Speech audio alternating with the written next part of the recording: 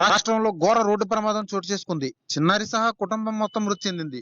Bike పై నలుగురు విద్యార్థులు మృతి. అయితే ఈ విషయాలన్నీ పూర్తిగా తెలుసుకునే ముందు ఈ ఛానల్ ని సబ్స్క్రైబ్ చేసుకోండి ఫ్రెండ్స్.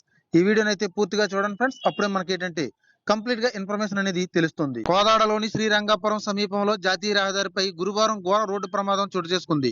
ఆగి ఉన్న లారీని వెనక నుంచి వేగంగా కారు ఢీకొట్టడంతో అందులో ఉన్న ఓ చిన్నారితో సహా 6 ప్రాణాలు కోల్పోయారు. మరో ఇద్దరికైతే తీవ్ర గాయాలయ్యాయి. అయితే ప్రమాద సమయంలో కారులో 10 మంది ప్రయాణిస్తున్నారు. 6 ఘటనా స్థలంలోనే మృతి చెందారు.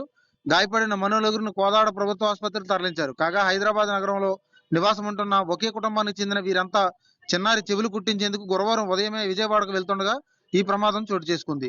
సమాచారం అందుకున్న పోలీసులు ఘటనా స్థలానికి చేరుకొని సహాయక చర్యలు చేపట్టారు. మృతులు కోదాడ మండలం చిమిరియాలకు చెందిన చిల్లా శ్రీకాంత్, లాస్య, ఖమ్మం జిల్లా బోనకల్లు మండలం గోవిందపురం గ్రామానికి చెందిన కృష్ణరాజు, మాణిక్యమ్మ, చంద్రరావు గా గుర్తించారు. వరంగల్ జిల్లా వర్ధన్నపేట శివారు ఆకేరు వాగు బ్రిడ్జి వద్ద వరంగల్ ఖమ్మం జిల్లా జాతీయ రహదారిపై ప్రైవేటు బస్సు ఢీకొని 4 విద్యార్థులు మృతి చెందారు. వర్ధన్నపేటకు చెందిన పొన్నం గణేష్, ఇల్లంద గ్రామానికి చెందిన మల్లేపాక సిద్ధు, వరుణ్ తేజ్ వీళ్ళంతా ఒకే బైక్ పై ప్రయాణిస్తుండగా ఎదురుగా వస్తున్న ప్రైవేట్ వెహికల్స్ ట్రావెల్స్ బస్సు వేగంగా ఢీకొట్టింది. ఈ ప్రమాదంలో 3 అక్కడికక్కడే మరణించగా మరో విద్యార్థి ఎంజిఎం ఆసుపత్రిలో చికిత్స పొందుతూ ప్రాణాలు కోల్పోయారు.